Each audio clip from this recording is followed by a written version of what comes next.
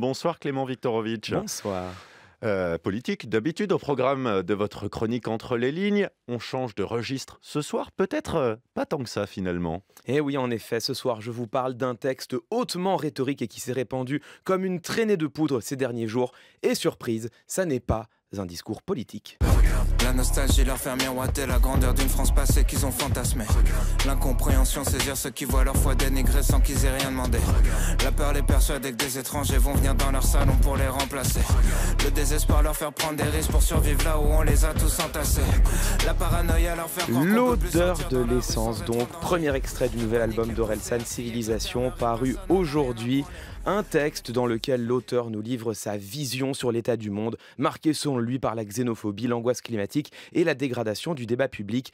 Un texte éminemment rhétorique, donc, dans lequel Orelsan cherche à nous partager son regard sur la société, un regard susceptible d'orienter en profondeur notre lecture de l'actualité, si nous acceptons de le laisser nous convaincre. Est-ce que, comme dans un discours politique, on y retrouve des procédés pour emporter notre conviction? Et oui, absolument. Par exemple, dans l'extrait que nous venons d'entendre, il y a une double anaphore sur regarde puis sur écoute. L'anaphore, vous savez, c'est cette figure qui consiste à commencer une suite de phrases par la même formule ou le même mot. À quoi ça sert une anaphore? D'une part, à créer un crescendo, ce qui évidemment est parfaitement adapté pour commencer un morceau et le faire monter progressivement en intensité.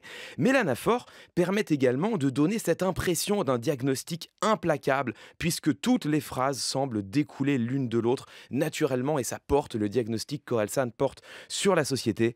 Et ce n'est que le début. Plus personne écoute, tout le monde s'exprime. Personne change d'avis que des débats stériles. Tout le monde s'excite parce que tout le monde s'excite. Que des opinions tranchées, rien n'est jamais précis. Plus le temps de réfléchir, tyrannie des chiffres. Gamin de 12 ans dont les médias citent les tricks. L'intelligence fait moins vendre que la polémique. Battle Royale, c'est chacun pour sa petite équipe. Alors ce que déplore Orelsan ici, c'est la frénésie du débat public marquée par les polémiques incessantes. Et comment fait-il pour nous en convaincre ou nous en faire prendre conscience? Eh bien par un procédé qui ne tient pas à la manière dont le texte est rédigé, mais plutôt à la façon dont il est structuré et chanté. 4 minutes 30 de rap effréné sur un tempo élevé, sans pause ni refrain. C'est ce que l'on appelle une mise en abîme. La forme nous fait vivre ce que le fond dénonce. Et d'ailleurs, la mise en abîme, c'est clairement le procédé structurant de tout le morceau. Toujours sur la question des réseaux sociaux, Orelsan dit ceci. Pris dans un vortex infernal, on soigne le mal par le mal et les médias s'en régalent. Que des faits divers, pour le renard vipère. Soit t'es pour ou soit t'es contre, tout est binaire. Les gratteurs de...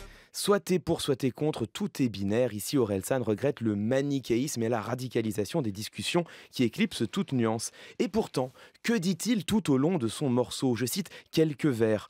Pas de solution, que des critiques. Aucune empathie, tout est hiérarchique. Personne n'avance dans le même sens, tout est inerte, on ne croit plus rien, tout est deepfake. Qu'observe-t-on dans ces phrases? D'une part, elles pivotent sur des hyperboles, c'est-à-dire des exagérations. Personne, tout, plus rien, aucune. D'autre part, elles sont structurées autour d'antithèses, qui est précisément la figure de l'opposition binaire.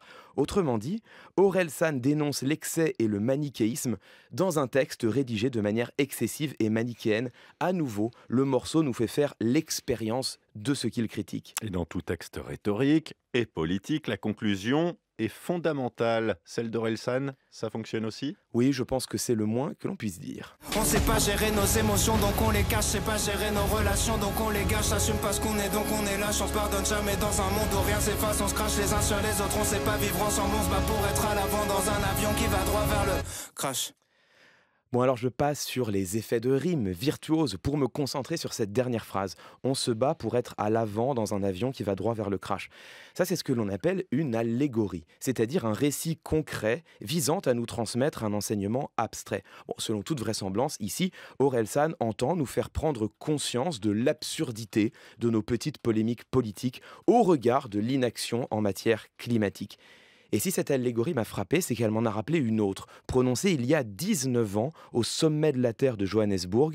Le président Jacques Chirac commençait ainsi son discours « Notre maison brûle et nous regardons ailleurs ». L'image était très frappante. Hélas, 2 décennies plus tard, force est de constater que rien n'a changé. Alors qui sait, peut-être les mots d'Orelsan auront-ils davantage de succès.